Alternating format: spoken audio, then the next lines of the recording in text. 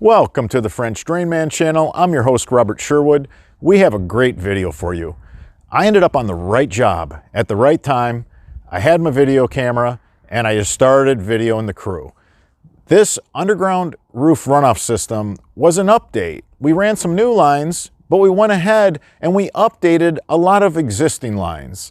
We ran into all the different things that we see out in the field. If you only watch one underground buried downspout system video before you go ahead and DIY yours, this would be the one. Enjoy. When you lose your underground buried downspout pop-ups or 4-inch grates, the best thing to do is to take a leaf blower, go up to the house and turn your leaf blower on, run it wide open. You'll be able to blow all the water that's left in that line, because what's going to happen when the grass grows over this line, you can't daylight. So this is how basements end up flooded. This is how crawl spaces end up flooded. You want to run a blower in that line. That's the only way you're going to find that 4-inch grate or that small pop-up. When you're doing an upgrade or when you're going to do some extensions to improve your roof runoff system, this is the best practice. Find out where everything's at. It's impossible to walk around the yard with a shovel and just keep poking at the grass until you hit one of these tiny little pop-ups or tiny little 4-inch end grates. It's going to take you a long time, and that's if you ever do find it. So this is a proven way to not only find it, but go ahead and clean out that line too. Since the grass grew over it and it couldn't daylight, you know it's going to be full of all kinds of debris. This whole house improvement, where we're going to do a full upgrade on the roof runoff system, includes replacing these tiny little pop-ups that the grass just grows over top of. We're going to go with something that's going to last forever. We want a pop-up that the grass can't grow over. We don't want to risk losing these pop-ups. As soon as the grass grows over them and you can't daylight that water, it'll flood your basement or your crawl space. We're going to extend all these downspouts. We're going to use the existing line.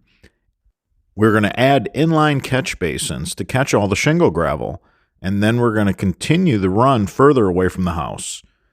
In most cases where the pop-up ended, where that downspout run ended and there was the pop-up, you can just add an inline catch basin to that existing line once you blow it clear of all debris and make sure that it's not clogged, and then you can extend another piece of pipe. You can just go ahead and extend from that catch basin out to a new and improved pop-up emitter.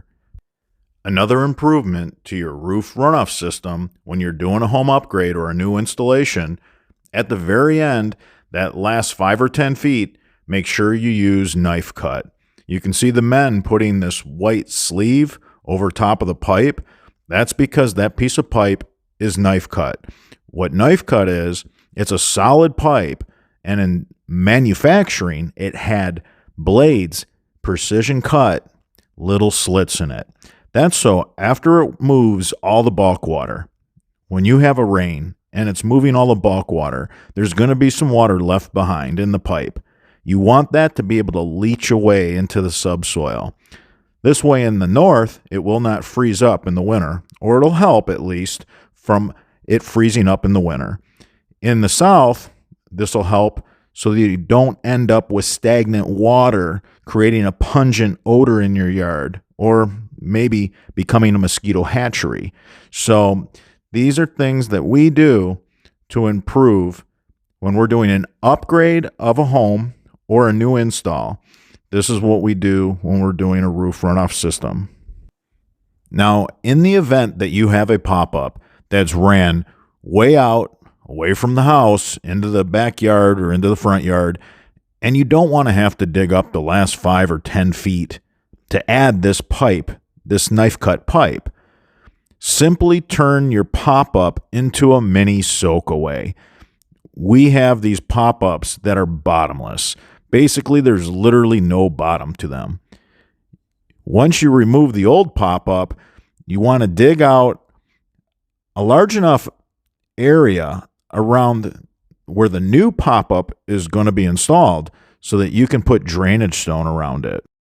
We had a downspout on this corner of the house that was PVC and it was all cracked and split. So we had to run an entirely new line. Solid pipe to an inline catch basin, then more solid pipe connected with an external coupler to some knife cut. Perfect downspout run. Now always try to tie 2 downspouts into the same line. This is going to keep the line cleaner. And always tile tape all your connections. This will prevent root intrusion. Always use Y fittings when tying 2 downspout lines together. Never use a T fitting. That'll just slam the water to a stop. You want to keep the water flowing in the direction of flow. The men are using the strongest pipe in the world. This is the extra heavy-duty high octane. There's no other pipe that's as heavy-walled as this corrugated pipe, yet it'll still make a nice arc like this. It's very user-friendly. You can see that the upgraded pop-up has drainage fabric around it with drain stone all around that bottomless pop-up. That's so that it can act as a soak away. We couldn't put 5 or 10 feet of knife cut at the end of this downspout line. So we wanted to make sure that we installed this pop-up emitter so that any water that's left in the line after a rain will just soak away. Now make sure you always install your pop-up emitter at the dirt level, not the turf level. A lot of times people leave these sticking up too high, and then the lawnmower can suck up the lid and chop it off.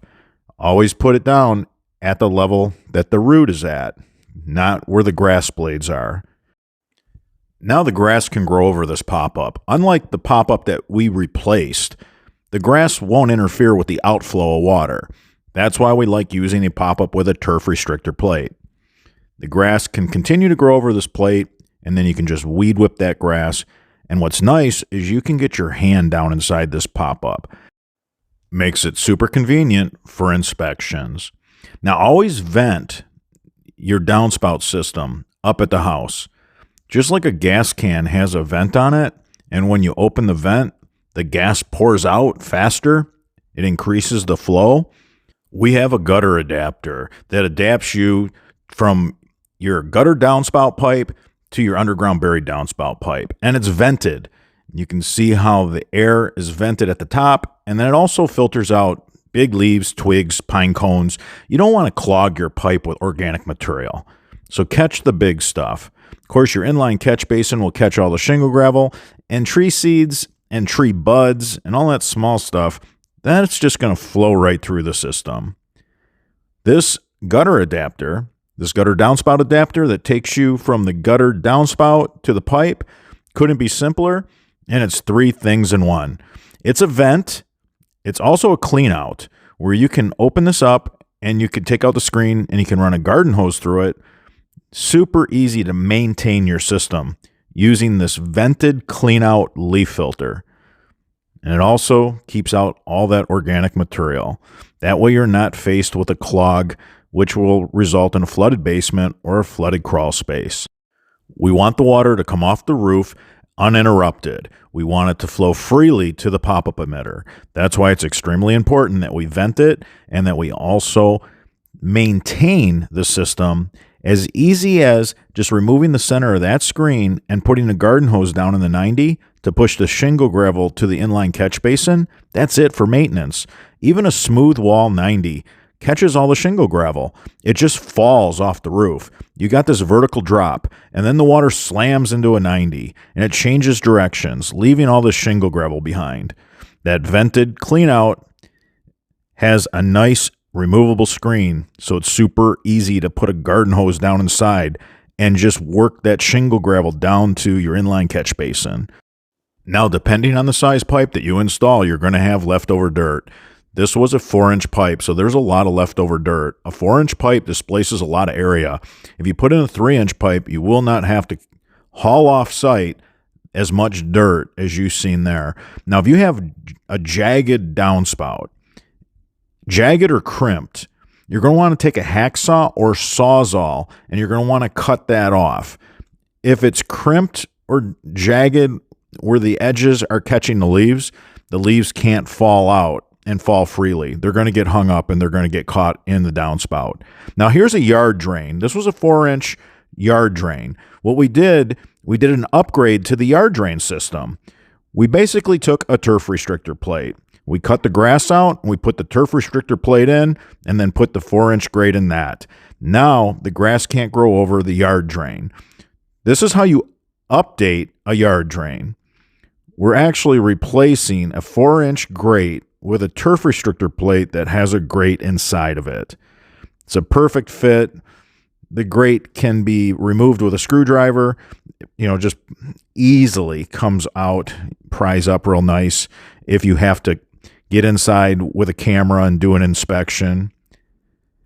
Now, these vented cleanouts have a unique patented screen that's on a hard angle so that they can't get clogged. And the fluid dynamics is second to nothing. There has been so much engineering and time spent to get this vented cleanout leaf filter perfect. It's 3 things in one. It's a vent, it's a cleanout, and it's a leaf filter. And it's the first of its kind on the market. Keep in mind that downspouts on the garage are likely to have a pour over of the footing for the garage. Unlike a basement wall on a house, where you have a nice clean cement basement wall that goes down vertically along with the veneering on the outside of the home, garages are not like that. Usually, if you want your downspout to be nice and straight and not crooked, you're going to have to cut some of the pour over from the footing. You're going to have to chip that away. We use a cement saw, and then we'll go ahead and cut a bunch of lines in the concrete, and then we'll chip that away until we get the perfect fit. If you're a homeowner and you're a DIYer and you don't want to go through all of this, I would use 3-inch pipe versus 4-inch. 3-inch pipe does not displace near as much area, and it's really easy to run down the house, and in this case, underneath the sidewalks. If you found this video helpful, give us a thumbs up. It supports the channel, and I'll leave links to all the products used in the description below. I'm your host, Robert Sherwood, and until the next video.